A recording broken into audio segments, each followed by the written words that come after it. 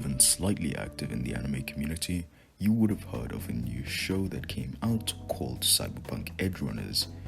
Now, since it was an anime that was based off the Cyberpunk game, it didn't intrigue me as much. So I would like to give my impressions of the show from before and after I've seen it to give people who want to get into it an open mind about the whole thing. Now let's see how it was.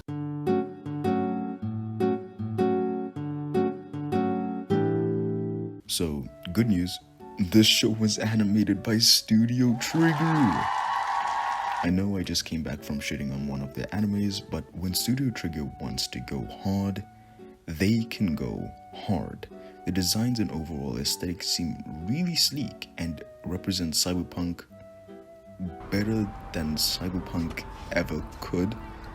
The characters have such a cool color palette and the meme faces give me high hopes for the comedy.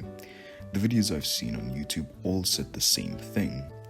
The world is an interesting place as a whole, and it would be expected because the main selling point for Cyberpunk's 2077 was the cool world because of its extremely potent futuristic aesthetic. A lot of different robots, hover cars, holographic women, and much more. The ideas a studio can make and slam into the show could be honestly limitless. And going into the show, I will have an overwhelming amount of expectations.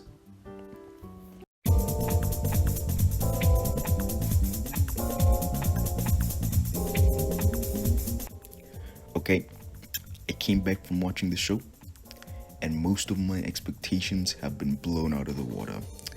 David is the main character that I'd love to just be homies with. He's chill, he's cool, and he's respectable. Nobody in the hood fucks around but David. Having a main character not only be humble but be willing to act his actual age and even swear is really refreshing. The character these traits mostly apply to is Yuji Itadori from Jujutsu Kaisen, who I also really liked. But characters like Deku just crying and crying whilst in high school. No! I'm sick of it. And the show apparently being based in California and having such standard names is also pretty refreshing. Hearing animes with a name such as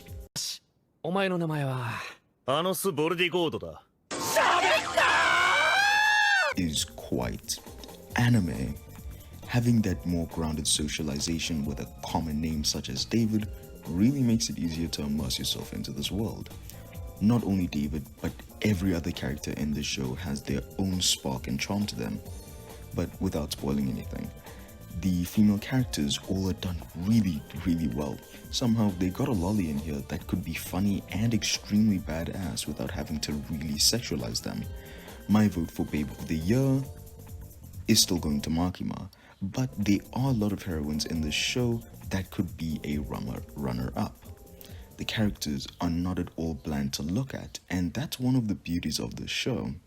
Now, even though everything in the show is beautiful, the story is definitely not worth number 37 on my anime list worthy. I compare the show to things such as Arcane because it was also an unexpected Netflix release that blew everyone's expectations out of the water. The thing is, when I think about an adaptation for a game, I think about the game itself first. Now, League of Legends is cool, but the people are no longer human. What the fuck are you doing? It really says something when the game and its community can be perceived so badly, but the world, the characters, and the story can be perceived as something legendary. And I can't really say the same for Cyberpunk Edgerunners. The story was cool and fun, don't get me wrong, but it feels cluttered and slightly rushed. The ending was really ballsy and my favorite type of endings for a show. It was kind of like the link-click cliffhanger that actually sent chills down my spine, but it still doesn't shake the feeling that there was more in this world that could have been explored, but sadly, we didn't have enough time to do so. But does my opinion matter? Fuck no! The show is great. It is a perfect adaptation for what could be considered a memed up game, and even though it most probably won't be getting a second season. I doubt anybody was disappointed. This show lit a bright flame that shows what future game adaptations could be like and may very well inspire more and more studios to create shows just like this one. So, watch Cyberpunk Edronus.